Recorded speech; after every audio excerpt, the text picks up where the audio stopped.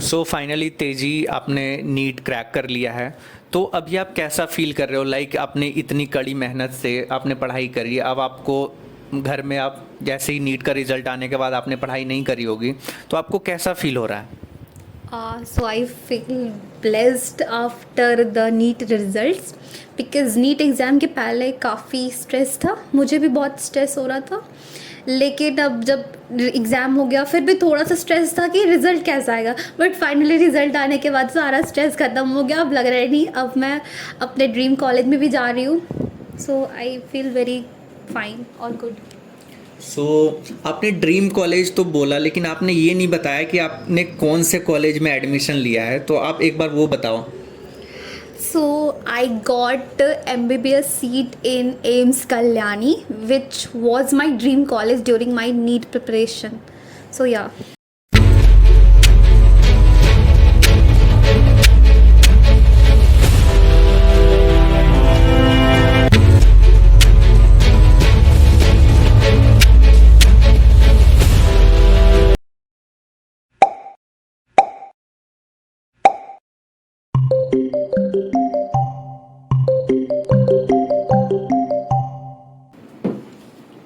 Hello everyone, my name is Abhinav.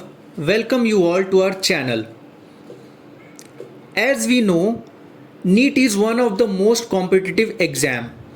इसमें सारे NEET aspirant का एक ड्रीम होता है कि वो नीट को बहुत ही अच्छे रैंक से क्रैक करे और अपने ड्रीम कॉलेज में एडमिशन लेकर एक डॉक्टर बनने का सपना पूरा करे। आज हमारे पास एक स्टूडेंट है जिन्होंने नीट में बहुत ही कड़ी मेहनत करके एक बहुत ही अच्छे रैंक से नीट को क्रैक किया और अपने ड्रीम कॉलेज में एडमिशन सक्सेसफुली ले लिया। लेट्स इंट्रोड्यूस हर।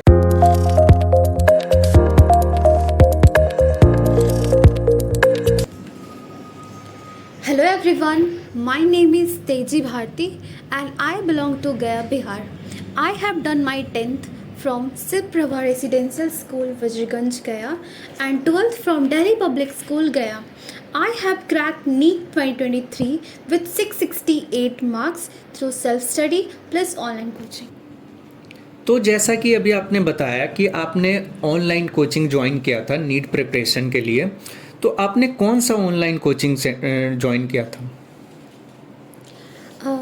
मैंने फिजिक्स वाला ऐप से ऑनलाइन कोचिंग बैच यकीन 2.0 को ज्वाइन किया था और बेसिकली उसी से मैंने अपनी नीट की प्रिपरेशन की थी। तो अभी जैसा है कि सारे पेरेंट्स बोलते हैं कि आप बाहर जाओ पढ़ने के लिए, बाहर कॉम्पिटिटिव एनवायरनमेंट है, तो आपको नहीं लगता कि आपने जो ये ऑनलाइन कोचिंग ज्वाइन किया उसमें क्या कोई कॉम्पिटिटिव एनवायरनमेंट था, और आपने ऐसा क्यों किया? मतलब इतने सारे रेप्यूटेड कोचिंग सेंटर को छोड़ के आपने ऑनलाइन ही क्यों चूज़ किया? So basically similar to other parents, मेरे पेरेंट्स ने भी मेरे को ये सजेस्ट किया कि मुझे घर पे ना रह के किसी अच्छी सिटी जैसे कि कोटा, दिल्ली, यहाँ जाके एक वेल रेप्यूटेड इंस्टीट्यूट को ज्वाइन करके वहाँ से तैयारी करनी चाहिए। बिकॉज आपने जैसा कहा कि वहाँ पे competitive environment, I totally agree with that. But the issue is that ना कि जब स्टूडेंट हॉस्टल में रहते हैं तो उन्हें बहुत सारे इश्यूज़ फेस करने होते हैं। एंड मेरे साथ ये प्रॉब्लम था कि मैं बचपन से अपने घर पे ही पढ़ाई की हूँ, मैं कभी भी हॉस्टल नहीं गई हूँ। तो मेरे को ऐसा लगा कि शायद मैं अगर हॉस्टल में रहने लगी तो इसकी वजह से मेरी पढ़ाई अफेक्ट होगी।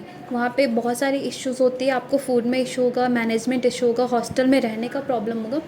मैंने उन सब इश्यूज़ ना आए इसलिए मैंने घर पे रह के सेल्फ स्टडी को चुना। तो जैसा कि मिस तेजी ने बताया कि ये एक जॉइंट फैमिली में भी रहती हैं, तो आप बताओ कि आप जॉइंट फैमिली में अपनी पढ़ाई को कैसे मैनेज करते हो?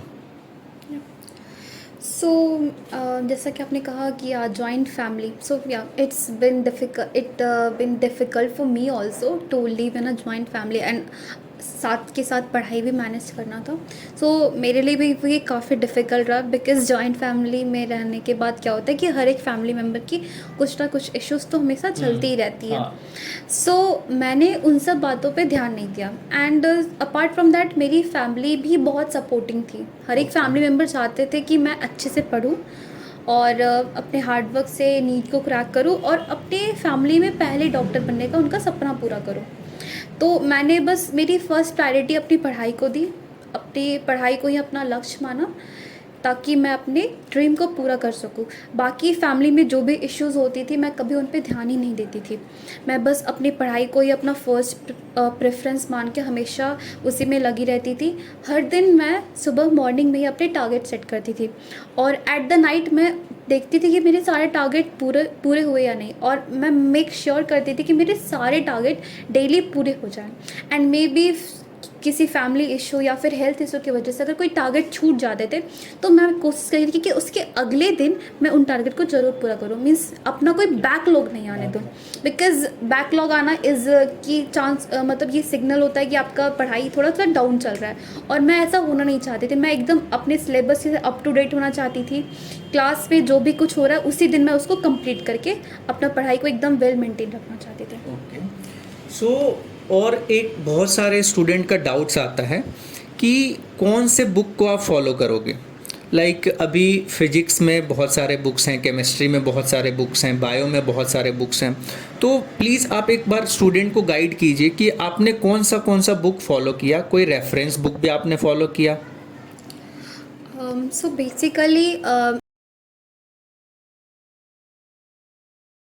अगर आप नीट की तैयारी कर रहे हो और अगर उसके लिए सीरियस हो तो आप वेल अपडेटेड होगे कि नीट जो है it is basically a NCERT based exam. Means उसमें 90 to 95% क्वेश्चंस जो थे वो डायरेक्टली NCERT टेक्स्ट बुक से आते हैं। यस, NTA ने डिसाइड ही कर लिया कि अब उसको NCERT बुक से ही क्वेश्चन देना है। तो जब हमें पता है कि क्वेश्चन NCERT से आना है तो फिर हम दूसरा बुक यूज ही क्यों करें, उससे ही अपना मेन बुक रखें ना।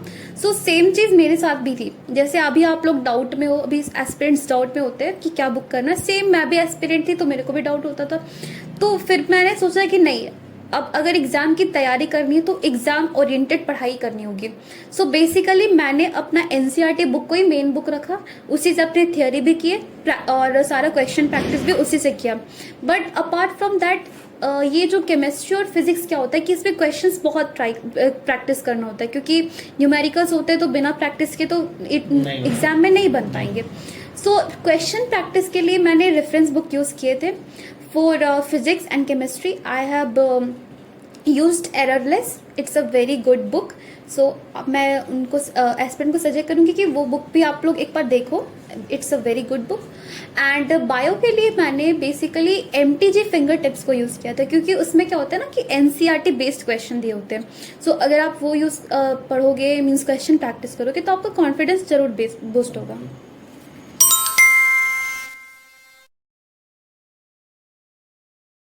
तो ये तो रही बुक्स की बात। अब जैसे नीट में होता है फिजिक्स, केमिस्ट्री, बायो, तो आप जो है तीनों सब्जेक्ट पे कैसे टाइम मैनेज करते थे? तीनों सब्जेक्ट को कितना टाइम देते थे? सो टाइम देने की बात तो मेरा बायो और केमिस्ट्री स्टार्टिंग से ही बहुत अच्छा था। मीन्स मैंने उसमें काफ़ी मेरे कॉन्सेप्ट्स अच्छे थे, लेकिन physics was a weak point of mind also as like other NEET aspirant. So starting में क्या होता था कि मैं फिज़िक्स को ज़्यादा टाइम देती थी। मीन्स अगर डेली अगर मैं बायो केमिस्ट्री 1 घंटे पढ़ रही हूँ तो फिजिक्स को मैं उसका डबल टाइम यानी कि 2 घंटे देती थी। इससे क्या हुआ कि मेरा फिजिक्स धीरे धीरे स्ट्रॉन्ग होता गया, और जब तीनों एक लेवल में आ गए ना तो टाइम भी मैं तीनों को एक जैसे देने लगे। फिजिक्स और केमिस्ट्री के न्यूमेरिकल सॉल्व करने होते थे तो मैं न्यूमेरिकल सॉल्व करने में मैं उससे ज़्यादा टाइम देती थी, और बायो का क्या मेनली मैं NCERT बुक्स पढ़ती थी, तो फिर मतलब टाइम इक्वली मैनेज करना होता है। क्योंकि अगर नीट एस्पिरेंट ऐसा करने लगे कि वो सिर्फ फिजिक्स के न्यूमेरिकल्स करने लगे और केमिस्ट्री और बायो को छोड़ दे, तब भी उनका सिलेक्शन नहीं होने वाला है, क्योंकि एग्जाम में क्वेश्चन सिर्फ फिजिक्स के नहीं, सारे सब्जेक्ट, तीनों सब्जेक्ट के आने वाले हैं। सो आपको अपने हर एक सब्जेक्ट को वेल बैलेंस करना होगा। मीन्स कोई भी सब्जेक्ट ऐसा नहीं कि बिलो एवरेज हो गया, कोई एक सब्जेक्ट बहुत ऊपर अच्छा हो गया, ऐसा नहीं, सबको एकदम अच्छा रखना है ताकि आपका सिलेक्शन हो पाए। तो और भी जो स्टूडेंट्स हैं, मोस्ट ऑफ स्टूडेंट का ये डाउट रहता है कि जैसे आपने अभी बताया कि फिजिक्स आपका भी वीकेस्ट जो सब्जेक्ट था, तो आपने उसको कैसे टैकल किया? लाइक उसमें थ्योरी होते हैं, न्यूमेरिकल्स होते हैं। अगर आप न्यूमेरिकल पे फोकस करो तो आप कभी कभी थ्योरी भूल जाते हो, कभी थ्योरी पे फोकस करो न्यूमेरिकल्स नहीं बनते। तो आपने फिजिक्स को कैसे टैकल किया? वो बहुत इंपॉर्टेंट क्वेश्चन हो जाता है स्टूडेंट्स के लिए। तो आप फिजिक्स के बारे में थोड़ा एलेबोरेट करें। सो physics is actually a numerical based subject. अगर आप नीट के एग्ज़ाम की बात करो ना तो 45 क्वेश्चंस आते हैं, जिसमें आई थिंक 40 क्वेश्चन तो अप्रॉक्स न्यूमेरिकल्स ही होते हैं, बाकी 5 क्वेश्चन थ्योरी के हो सकते हैं। सो मैंने क्या किया था, मैंने अपना टाइम 50-50 में डिवाइड किया था। मीन्स आपको 50% थ्योरी पे ध्यान देना एंड 50% आपको न्यूमेरिकल्स को देने हैं। इससे क्या होगा कि आपकी एक बैलेंस मेंटेन रहेगी। और थियोरी के लिए मैंने, वैसे तो एनसीईआरटी बुक्स भी होते हैं बट मेरे को उसका लैंग्वेज थोड़ा डिफ़िकल्ट लगता था, सो मैंने वो बुक नहीं पढ़ी है। मैंने एनसीईआरटी के फिजिक्स की बुक अच्छे से नहीं पढ़ी थी। मैंने बेसिकली अपने बैच, यकीन बैच में जो मेंटर है हमारे फिजिक्स के, उनका नाम है MR सर। तो उनके वीडियो लेक्चर्स मैंने कम्प्लीटली देखे और सारे कॉन्सेप्ट्स मैंने उन्हीं से क्लियर किए। उसके बाद उनके क्लास के जो भी क्वेश्चन होते थे उनको मैं प्रैक्टिस करती थी। एंड साथ के साथ अगर आप एनसीईआरटी की थ्योरी छोड़ना चाहते हो तो छोड़ सकते हो, कोई इशू नहीं है, बट उसके क्वेश्चंस जरूर प्रैक्टिस करने पड़ेंगे। Yes, NCERT questions both exercise and solved examples दोनों आपको प्रैक्टिस करना है। 1 2 3 जितने बार आपकी मर्जी हो आप कर सकते हो। जितना ज़्यादा करोगे उतना आपकी प्रैक्टिस होगी, क्योंकि क्वेश्चंस क्या होता है ना, डायरेक्टली आ जाते हैं कुछ। यस, बस थोड़ा बहुत ना न्यूमेरिकल वैल्यू चेंज करके क्वेश्चन एज इट इज़ आ जाएगा। वो आप देख सकते हो क्वेश्चंस, PYQ सॉल्व करोगे ना तो आपको समझ आ जाएगा। और साथ के साथ आपको PYQs भी सॉल्व करते हैं। मैंने 3 to 4 टाइम्स PYQs सॉल्व किए थे। इससे क्या होता है ना कि आपको पता चलेगा कि पिछले बार किस टाइप के क्वेश्चंस आ रहे हैं, तो आपको समझ में आएगा कि इस साल कैसे क्वेश्चन आ सकते हैं। सो PYQs भी मैंने किए और साथ के साथ मैंने बताया कि एररलेस मैंने यूज़ किए थे न्यूमेरिकल्स के लिए, तो एररलेस फिजिक्स में करना है। और यस, आप ये फॉर्मूला सीट वगैरह भी बना सकते हो, बट मैंने नहीं बनाया था क्योंकि मैं हमेशा ना नोट्स पूरा रिवाइज करती थी। इससे क्या होता है ना कि छोटा सा भी कॉन्सेप्ट कभी मिस नहीं होगा, क्योंकि एग्जाम में ना वही कॉन्सेप्ट अगर आपके सामने आ गया तो आप बहुत प्रॉब्लम में आ सकते हैं। फॉर्मूला सीट से होता है कि आप बस उसी पे सिर्फ फॉर्मूला पे आप बेस रहोगे। हाँ, और डेरिवेशन भी बहुत इंपॉर्टेंट होता है। यस, कभी कभी डेरिवेशन से भी क्वेश्चंस आ जाते हैं। डेरिवेशन का एक वैल्यू आ सकता है कुछ। सो आप देख लो जैसे आपसे होता है, लेकिन मैंने जो किया मैं आपको बता रही हूँ। तो जैसा कि बताया कि एनसीईआरटी बुक जो है वो बहुत इंपॉर्टेंट होता है, चाहे वो थ्योरी का हो या फिर न्यूमेरिकल्स के प्रैक्टिस के लिए हो। तो जैसे बहुत सारे जो टॉपर्स होते हैं उनका एक सक्सेस मंत्रा होता है, एक स्ट्रैटेजी होती है कि वो स्पेसिफिकली वो अपनी स्ट्रैटेजी को बनाते हैं। तो उसके अकॉर्डिंग आपकी जो यूनिक स्ट्रैटेजी वो क्या थी? सारे सब्जेक्ट के लिए आपकी यूनिक स्ट्रैटेजी क्या थी? Okay, so I will start with bio. ठीक है, तो बायो की वेटेज क्या होती है, नीट एग्जाम में सबसे ज़्यादा होती है। 720 का पेपर होता है तो 360 जो होता है वो बायो से आता है। Yes, 90 questions from bio. So bio में मैंने क्या किया, सिर्फ एनसीईआरटी फॉलो किया। फ्रैंकली स्पीकिंग मैंने सिर्फ एनसीईआरटी ही फॉलो किया, क्योंकि अब क्या होता है ना कि बायो के क्वेश्चन से, बायो के जितने भी क्वेश्चन थे वो सारे एनसीईआरटी से आते हैं। बट हाँ, एनसीईआरटी सिर्फ ऐसे नहीं कि एक बार पढ़ ली हो गया, नहीं। एनसीईआरटी की को आप ऐसे पढ़ो कि उसकी एक एक लाइन जो है आपके दिमाग में एकदम मतलब सेट हो जानी चाहिए। एक एक लाइन, एक एक डायग्राम, एक एक फ्लो चार्ट, सब कुछ जो भी एनसीईआरटी में आपके पास है तो वो सब आपको आ जाना चाहिए एकदम अच्छे से। और ये भी होता है कि एग्ज़ाम टाइम में क्या होता है, प्रेशर की वजह से कुछ लाइन्स हम भूल जाते हैं, बट अगर आप उस लाइन को अगर 10 बार 12 बार पढ़ लोगे ना तो वो लाइन आपको एग्जाम में याद रहेगी। सो मैंने क्या किया था कि बायो को अब जितनी बार एनसीईआरटी बायो को एज मेनी टाइम्स आप रिवाइज करो, वही आपके लिए सक्सेस मंत्र होगा for bio. Apart from that आपको क्वेश्चन प्रैक्टिस करनी पड़ेगी। लाइक मैं जब बायो के लिए मतलब नीट के लिए प्रिपेयर कर रही थी तो मैं कोशिश करती थी कि बायो के 90 क्वेश्चंस मैं कम से कम तो 20 to 30 मिनट्स के अंदर बना लूँ, ताकि टाइम मैनेजमेंट भी एग्जाम में करना होता है। सो अब क्वेश्चन प्रैक्टिस के लिए एक तो होता है कि ऑनलाइन बैचेस के DPPs मिलते थे तो वो तो करना ही था, साथ साथ मैंने एनसीईआरटी फिंगर टिप्स भी यूज़ की थी for question practice. Now coming to chemistry, तो केमिस्ट्री में 3 पार्ट्स होते हैं, organic, inorganic and physical. So physical chemistry is basically based on numericals. बहुत सारे न्यूमेरिकल्स होते हैं। सो न्यूमेरिकल्स होते हैं मीन्स आप समझ लो कि फॉर्मूलाज होते हैं। सो फिजिकल केमिस्ट्री में मैंने अपनी एनसीईआरटी पे ज़्यादा ध्यान नहीं दिया, बट मैंने पढ़ा ज़रूर था। मैंने फर्स्ट 1 और 2 टाइम्स हर चैप्टर को पढ़ा था, बट उससे ज़्यादा इंपॉर्टेंट वहाँ पे क्लास के नोट्स थे मेरे लिए। मीन्स सर जो थे वो बता देते थे कि क्वेश्चंस जो होते हैं ये फार्मूला ज़्यादा इंपॉर्टेंट है, आप ये पढ़ लो। तो मैं उन फार्मूला की लिस्ट एक बनाई थी, मैंने फार्मूला लिस्ट बनाया था फिजिकल केमिस्ट्री में। तो उस फार्मूला लिस्ट को मैंने बार बार रिवाइज किया था। फिजिकल केमिस्ट्री में as it is formula use हो यस, फिजिकल केमिस्ट्री में formulas as it is use हो जाते हैं। जैसे कि अब आपने मोलारिटी का फार्मूला पढ़ा है, तो number of moles divided by volume in litres, ये फार्मूला कंफर्म है, ठीक है। तो आप इसको याद कर सकते हो, इसके लिए कोई थियोरी पढ़ने की जरूरत नहीं है, ठीक है। तो इस तरह के फार्मूलाज आप एकदम एज ऑन योर टिप्स रखो। और फिजिकल के लिए वही मैंने बुक एनसीईआरटी के एग्जाम्पल्स और सॉल्व मींस एक्सरसाइज के क्वेश्चंस तो किए ही थे, और प्लस वही मैंने एरर लिस्ट की क्वेश्चंस की थी। Coming to organic chemistry, again NCERT is the best for organic chemistry. मैंने ऑर्गेनिक केमिस्ट्री की एनसीईआरटी की एक लाइन मैंने पढ़ी थी, और वो भी 2-3 बार, क्योंकि क्वेश्चंस उसमें भी क्या होता है ना, बहुत ज़्यादा डीप से पूछा नहीं जाता है, बस लाइन से आ जाते हैं। सारे फिजिकल और इनऑर्गेनिक जो आपने ऑर्गेनिक पढ़ा था वो अपने एनसीईआरटी से पढ़ा था? फिजिकल में मैं नहीं कहूँगी कि मैंने पूरा एनसीईआरटी कवर किया था, बट फिजिकल में मैंने क्लास के नोट्स पे ज़्यादा रिलाई किया था, बट क्लास के नोट्स पे ज़्यादा रिलाई किया था। बट ऑर्गेनिक में मैंने एनसीईआरटी को भी ज़्यादा मतलब क्लास के नोट्स से ऊपर preference the. But yes, class notes भी बहुत ज़्यादा रोल प्ले करते हैं, क्योंकि सर जो मैकेनिज्म्स वगैरह बताते हैं उनसे कोई क्वेश्चंस भी आ जाता है एग्जाम में, बहुत कम आता है बट आता ज़रूर है। और फिर आपको एनसीईआरटी के एग्जाम्पल्स प्लस एक्सरसाइज क्वेश्चंस तो करने ही करने हैं। और कमिंग टू इनऑर्गेनिक केमिस्ट्री, इसमें तो मैं प्योरली कहूँगी कि सिर्फ आप एनसीईआरटी पे रिलाई करो, सिर्फ एनसीईआरटी पे, क्योंकि यहाँ क्या होता है ना कि एनसीईआरटी के क्वेश्चन से आते हैं, आप उसमें इतने सारे एक्सेप्शन पढ़ते हो, इतने सारे आपको ग्राफ्स पढ़ने होते हैं और इतने सारे टेबल्स पढ़ने होते हैं, तो क्वेश्चंस ना उसी से आ जाते हैं इनऑर्गेनिक। यस, और स्टूडेंट सोचने लगते हैं कि क्वेश्चन आया कहाँ से। लेकिन अगर वो एनसीईआरटी को डीप से अच्छे से पढ़े ना, अच्छे से डीप एनालाइज करके पढ़े, तो डेफिनेटली उनका एक भी एग्जाम में क्वेश्चन नहीं छूटेगा, ये मैं कह सकती हूँ। तो एक डाउट रहता है क्वेश्चन का कि जैसे आपने कहा कि एनसीईआरटी पे प्योरली आप रिलाई कर सकते हो, ट्रस्ट कर सकते हो कि उससे क्वेश्चन आएगा, तो कभी कभी क्या होता है एनसीईआरटी को एज अ बोरिंग बुक माना जाता है, क्योंकि उसमें कुछ ऐसे लाइक डायग्राम वगैरह थोड़े कम होते हैं। तो आप एनसीईआरटी को कैसे पढ़ते थे? मीन्स क्या आप हाइलाइटर या फिर कोई कलर्स वगैरह कैसे आप यूज़ करते थे?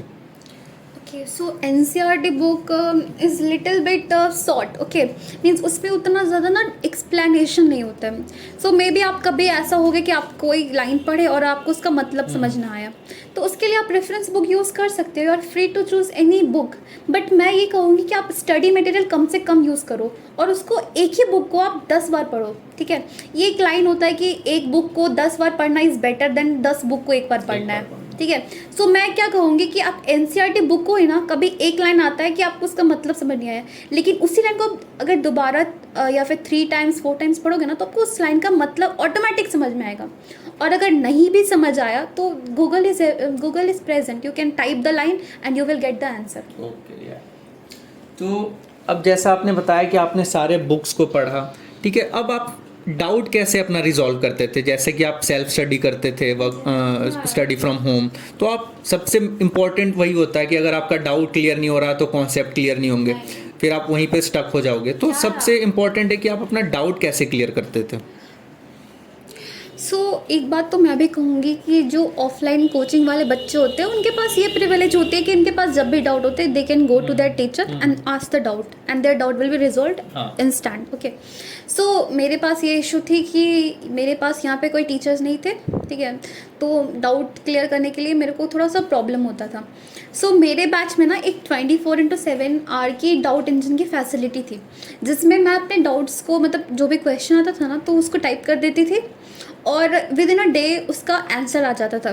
मे बी कभी मेरे को वो आंसर समझ ना आए तो मैं यूट्यूब एंड गूगल पे वो क्वेश्चन टाइप कर लेती थी और मुझे क्वेश्चन का आंसर मिल जाता था। अगर उससे भी नहीं हुआ तो फिर रेफरेंस बुक थे मेरे पास, एनसीईआरटी बुक थी, तो उन सब सारे मटेरियल्स का यूज़ करके मैं अपने डाउट्स को रिजॉल्व कर लेती थी। इनफैक्ट मैं कभी किसी डाउट को ना, मतलब कि रहने ही नहीं देती थी, क्योंकि मुझे पता था कि अगर मे बी अगर यही डाउट एक क्वेश्चन के फॉर्म में मेरे सामने आ गया तो मैं स्टक हो जाऊँगी। और एक बार एग्जाम में अगर किसी क्वेश्चन में प्रॉब्लम आ गया ना तो सेल्फ कॉन्फिडेंस डाउन हो जाता है। तो मुझे ये सारे बात का पता था, तो मैं अपना डाउट रिजॉल्व करने की पूरी कोशिश करती थी और हो भी जाता था। तो जैसा कि आपने बताया कि आपको अगर डाउट समझ में नहीं आया तो आप यूट्यूब गूगल की हेल्प ले लेते थे, लेकिन इसमें क्या होता है कि जैसे स्टूडेंट्स जो हैं अब वो पढ़ रहे हैं, ठीक है, पढ़ते पढ़ते उनको एक ब्रेक लेना, तो वो सोचते हैं कि नहीं थोड़ा सोशल मीडिया पे चले जाएं, इंस्टाग्राम की रील्स हो गई, यूट्यूब शॉर्ट्स हो गए, वो 5 मिनट के लिए चले जाते हैं, लेकिन वो 5 मिनट वो कब 2 घंटे बन जाते हैं उनको भी नहीं पता चलता। तो क्या आपने ये जो ब्रेक लेने की जो टेक्निक है वो आपने क्या रखी? क्या आप सोशल मीडिया वगैरह यूज़ करते थे? मतलब how you avoid distraction, my question is this. और आप ब्रेक कैसे लेते थे? सो बेसिकली जितने भी नीट एस्पिरेंट है उससे मेरा यही गाइडेंस होगा, यही एडवाइस होगा कि don't use social media at least in your preparation time, just avoid all this. Because कब वो सोशल मीडिया आपके इंटरटेनमेंट के अलावा आपका डिस्ट्रैक्शन बन जाए कि आप खुद को नहीं मालूम हो पाएगा, ठीक है। आप सोचोगे कि ठीक है मुझे 10 मिनट ही करना है, 10 ही मिनट यूज़ करके मैं छोड़ दूंगा, but it is a wave, spider wave, आपको वो कब अपने तरफ अट्रैक्ट करके अपने पास ही रख लेगा ना, आपको पता नहीं चलेगा और सारा टाइम आपका बर्बाद हो जाएगा। सो अभी ये जो फेज़ है ना आपका, ये break and make of your life है। सो अगर आप चाहते हो कि आप नीट को अच्छे से क्वालिफाई कर लो, सो आपको इस टाइम को अच्छे से यूटिलाइज करना है। सो अगर आप एडजस्ट कर सकते हो तो कर सकते हो, बट मेरा तो गाइडेंस होगा कि आप सोशल मीडिया ना यूज़ करो। एंड जैसा कि अभी आपने कहा कि ब्रेक लेने के बाद, सो या इट्स अ मस्ट, क्योंकि पूरे 1 घंटे पढ़ाई करने के बाद हर किसी का ये माइंड जो होता है वो थोड़ा थक तो जाता ही है, वो भी चाहता है कि थोड़ा सा एक ब्रेक लेके उस मतलब थकान को दूर कर ले। सो मेरा क्या होता था कि मैं मतलब 1 आवर को 2 पार्ट में डिवाइड कर देती, 50 minute and 10 minute. Okay, so 50 minute पढ़ाई करना है, मे बी वीडियो लेक्चर देख लो, क्वेश्चन प्रैक्टिस कर लो, या फिर एनसीईआरटी की बुक पढ़ लो, एनीथिंग। तो वो 50 मिनट्स पढ़ाई कर लो एंड 10 मिनट्स में मैं ब्रेक में क्या करती थी, या तो मैं एक वॉक पे चली जाती थी, या फिर मैं एक जॉइंट फैमिली में रहती हूँ तो किसी भी फैमिली मेम्बर से मैं बात कर सकती थी, अपने फ्रेंड से बात कर लेती थी, या फिर मेरे को म्यूज़िक मतलब मोटिवेशनल सॉन्ग सुनने का मतलब बहुत अच्छा मतलब एक आदत था जो मेरे को बहुत हेल्प भी करता था, तो मैं वो सुन लेती थी। बट ये मैं मेक श्योर करती थी कि मुझे 10 मिनट बाद वापस अपने स्टडी टेबल पे आके फिर से पढ़ाई शुरू कर देना है। Yes, that's the best thing about me, that I like about me. So वैसे ही मैं मतलब ब्रेक ले लेती थी। और अगर आपको म्यूज़िक नहीं पसंद तो आप कॉमेडी वीडियोस देख सकते हो, बट येस वो कॉमेडी वीडियो बस 10 मिनट्स का हो, यही आपके लिए बेटर होगा। ये नहीं कि 30 मिनट से 1 आवर से 2 आवर से 3 आवर, ऐसा नहीं। फिर वो लाइन ब्रेक हो जाता है। ये अगर ये लाइन ब्रेक हो गया ना तो फिर आपको फिर से वो कंसंट्रेशन पावर नहीं मिल पाएगी आपके। सो आप 10 मिनट का ब्रेक लो, वापस स्टडी टेबल पे और अपनी पढ़ाई फिर से कंटिन्यू करो, ठीक है। ये बस एक मतलब कि ये प्रिपरेशन टाइम जो है इसमें बहुत सारे आपको एग्जाम्स देने हैं, ठीक है। नीट के अलावा भी बहुत सारे हर मोमेंट पे आपको एग्जाम देना है, ठीक है। और वो एग्ज़ाम जो होता है ना वो नीट से भी ज़्यादा डिफ़िकल्ट होता है। और अगर उस एक एग्ज़ाम में अगर पास होते गए ना तो NEET is not a very big deal to pass. और एक स्टूडेंट का डाउट था कि जो हम नीट की प्रिपरेशन करते हैं तो उसमें हम टेस्ट सीरीज़ भी फॉलो करते हैं, तो आपने टेस्ट सीरीज़ फॉलो किया? और अगर आप करते हो तो आपके जो मार्क्स होते हैं वो कैसे कैसे आपने ग्रो किया टेस्ट सीरीज़ बनाने में, क्योंकि उसका बहुत अच्छा यूज़ होता है किसी भी नीट एग्ज़ाम को क्रैक करने के लिए। Okay, so yeah, test series played a very important role in my journey also. So actually, I have joined an online test series which is of PW also. So मैंने उस test series पे जब join किया था तो मेरे marks भी starting में उतने हाई नहीं थे। लाइक इट आई थिंक मुझे याद है कि वो मार्क्स जो थे वो 500 समथिंग से स्टार्ट हुए थे। 500। Yes, 500 you can say approx 500। और फिर जैसे जैसे अब फर्स्ट टेस्ट पे जब इतना कम मार्क्स आया तो I was demotivated, like every other aspirant I was also demotivated. But मेरे को लगा कि नहीं, अभी तो स्टार्ट हुए जर्नी, अभी तो ऐसे ऐसे बहुत सारे मार्क्स आने बाकी है, ये कोई फाइनल एग्जाम नहीं है। फाइनल एग्जाम जब होगा तब मेरे स्कोर ऐसे नहीं होंगे, बहुत बेटर आएंगे। तो मैंने खुद को मोटिवेट करा। मैंने हर वीक मैंने टेस्ट दिया और हर वीक के टेस्ट को मैंने एनालाइज किया, कहाँ मिस्टेक हो रहा है उसको एनालाइज किया। मे बी आज मैंने कोई टॉपिक पढ़ा है केमिस्ट्री का, maybe suppose halo alkanes and haloarenes, तो मे बी मैंने टेस्ट दिया तो उसकी केमिकल प्रॉपर्टीज़ में मेरे क्वेश्चंस गलत हो रहे हैं, तो मैं उस टॉपिक को दोबारा पढ़ती थी। जिस भी क्वेश्चन अब जो क्वेश्चंस मेरा गलत हुआ, मे बी उसे नोट कर लो, किसी कॉपी में मैं नोट कर लेती थी, और जब उस चैप्टर को पढ़ती थी ना तो उस क्वेश्चन को वापस सॉल्व करती थी, और जब वो सॉल्व होने लगा तो मैं समझ जाती कि ये टॉपिक मेरा स्ट्रॉन्ग हो चुका है। ठीक है, तो ये आप भी कर सकते हो। जब भी आप टेस्ट दो ना तो उसको सेल्फ एनालाइज करो, देखो कि कौन कौन से टॉपिक के क्वेश्चंस गलत हो रहा है, और जिस क्वेश्चन को जो क्वेश्चन गलत हो रहे हैं उस टॉपिक को आप दोबारा पढ़ो और फिर उस क्वेश्चन को फिर से अटेम्प्ट करो, और अगर इस बार वो हो रहा है मीन्स आपने एक स्ट्रेंथ अपना फिर से 1% आपका स्ट्रेंथ फिर से बढ़ चुका है। तो यही प्रोसेस आपको एग्ज़ाम तक कंटिन्यू रखना। So when only 1 month was left for NEET examination, so उस टाइम मेरे मार्क्स जो थे वो 650 प्लस थे, 660, 670, 680, या before 1 month my score was like 650 plus always. So तब मेरे को थोड़ा कॉन्फिडेंस बिल्ड हुआ कि नहीं, इस बार पेपर अच्छा जाने वाला है, मेरी तैयारी अच्छी जा रही है। सो ये सब कुछ कि मेरा कॉन्फिडेंस और बूस्ट कर रहा था। एक बार मेरा 700 भी था, बट एट लास्ट कि नीट में मेरा 668 तक ही स्कोर रहा। That's a good score I think. तो जैसा कि आपने बताया कि आपने टेस्ट सीरीज भी ज्वाइन कर रखा था, तो एक स्टूडेंट को, एक नीट एस्पिरेंट्स को कितने एवरेज और कितने मैक्सिमम मिनिमम टेस्ट सीरीज देना चाहिए? मिनिमम कितने और मैक्सिमम वो कितने तक दे सकता है कि उसका नीट का स्कोर जो है वो बैलेंस्ड रहे? सो देखो, मैक्सिमम की तो मैं कुछ नहीं कहूँगी, मैक्सिमम तो इनफाइनाइट होता है, ठीक है, उसमें मैं कुछ नहीं कहूँगी, बट मिनिमम मेरे अकॉर्डिंग जो है आपको 30 to 40 टेस्ट तो देने ही चाहिए। मींस टेस्ट क्या करता है ना कि आपको एग्ज़ाम लाइक इन्वायरमेंट आपको क्रिएट करने में हेल्प करता है। वो प्रेशर, कैसे एग्ज़ाम में आपको क्वेश्चंस अटेम्प्ट करने हैं, वो टाइमिंग लाइक टाइम मैनेजमेंट, कि कैसे आपको 3 hour 20 minutes में टोटल 180 क्वेश्चन सही एक्यूरेट अटेम्प्ट करना है। तो टेस्ट सीरीज बहुत इंपॉर्टेंट है, ठीक है, उससे आप अपनी गलती फाइंड कर सकते हो। सो मैंने तो total I think about 50 test मैंने अटेम्प्ट किए थे। यस, 50 टेस्ट मैंने अटेम्प्ट किए थे। सो और ये कोई डिफ़िकल्ट भी नहीं है, आप कर सकते हो, इतने टेस्ट तो आप आराम से अटेम्प्ट कर सकते हो, इतना टाइम होता है आपके पास। और टाइम मैनेजमेंट करना है। एग्ज़ाम में क्या होता है कि 3 hour 20 minutes का होता है। मैं क्या करती थी कि टेस्ट मैं जब देती थी ना घर पे, तो मैं 3 hour का टाइमर लगाती थी। इट मीन्स 180 क्वेश्चन को आपको 3 hour में करना है। तो इससे क्या होता है ना कि मेरी स्पीड थोड़ी सी बढ़ जाती थी, एक्यूरेसी और स्पीड दोनों मैं मेंटेन करके रखती थी। क्योंकि जब आप एग्ज़ाम में जाते हो ना तो थोड़ा सा आपका स्पीड ऐसे ही कम हो जाता है। अब वो आप प्रेशर का देख लो या फिर कोई भी सिचुएशन देख लो, जर्नी हो जाता हाँ, है, सब कुछ है। या फिर आप देखते हो अरे इतने सारे एस्पिरेंट हैं, पता नहीं मैं कैसे इनके बीच में कौन कितना पढ़ के आया, पता नहीं मेरे अकॉर्डिंग सब कुछ क्वेश्चन आएगा कि नहीं, बहुत सारी बातें आ जाती है। हर एस्पिरेंट के दिमाग में आती है, मेरे भी आती थी। सो इस बात को ध्यान रख के ना आपको स्पीड अपना थोड़ा हाई रखना है, ताकि अगर पेपर वर्स भी है ना फिर भी आपकी स्पीड तो रहेगी ना, क्योंकि आपको प्रैक्टिस हो चुका है। और कहते हैं ना कि practice makes a man perfect.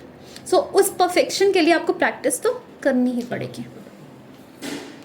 तो जैसे टेस्ट सीरीज़ का एक बहुत ही बड़ा इम्पॉर्टेंट रोल है नीट एग्ज़ाम को क्रैक करने के लिए, तो अगर किसी भी स्टूडेंट का जो है वो मार्क्स कम आ रहा है तो इसमें उसकी गलती नहीं है, लेकिन अगर वो टेस्ट सीरीज़ को एनालाइज नहीं कर रहा तो इसमें उसकी गलती है। अगर आप टेस्ट सीरीज़ दे रहे हो तो अगर एक में आपका 400 मार्क्स आया सपोज, तो आप अगर उसको 400 को अगर वो आपकी गलती नहीं है, लेकिन अगर आपने उसको एनालाइज नहीं किया कि मैं कहाँ पे गलत हूँ, तो वो आपकी गलती है। तो जैसा कि हमने मिस तेजी भारती से सब कुछ बात करी कि उनका टाइम कैसे वो टाइम मैनेज करती है, वो एक जॉइंट फैमिली में रह के उन्होंने सेल्फ स्टडी किया है। और हमने बुक्स के बारे में भी पूछा, कैसे सब्जेक्ट को भी मैनेज करते हो आप, ये भी हमने पूछा। तो एट लास्ट अगर आपको समराइज़ करना होगा एज अ मैसेज, जैसे कि अभी स्टूडेंट को आप देख रहे हो कि बहुत हाई प्रेशर में बहुत ही स्ट्रेस लेते हैं, वो सपोज़ वो बीच में ही डीमोटिवेट होकर छोड़ देते हैं कि नहीं हमसे नहीं हो पाएगा। तो अगर आप एक मैसेज देना चाहते हो, उसको मोटिवेशन मैसेज देना चाहते हो, तो आप क्या देना चाहोगे? सो बेसिकली जितने भी नीट एस्पिरेंट है, मेरा उनसे ये मैसेज है, just calm down, okay, it's just an exam. don't take happiness out of your life, okay? Because life है तो सब कुछ है, ये सिर्फ एक एग्ज़ाम है. अगर क्रैक हो गया दैट्स वेरी गुड, अगर नहीं हुआ that's okay. Maybe life has some other decisions for you, okay? So please don't do all those wrong steps, don't take that. So basically मैं ये कहूँगी कि नीट को ना एक बस एग्ज़ाम की तरह लो, ठीक है? एग्ज़ाम की तरह लो और अपना 100% दो. ये नहीं कि पढ़ाई के साथ कामचोरी करना है, बिल्कुल नहीं करना है. 100% दो. अगर तुम 100% दोगे ना तो नीट क्रैक हो जाएगा. बस एक एग्ज़ाम है, मेहनत करोगे हो जाएगा. और मैं बस एक लाइन मैंने खुद के लिए बनाया था, एक थियरी, और वो क्या है मैं बताती हूँ. Success is directly proportional to the hard work that you do, but the proportionality constant are discipline and self-confidence. So with this, I am ending my interview. Okay, so very very thanks to Miss तेजी जिन्होंने इतना अच्छे से interact किया हमारे साथ और student के डाउट सॉल्व किए. तो इससे अगर किसी भी डाउट, अगर आपका कोई भी और डाउट हो तो आप feel free to ask in the comment box.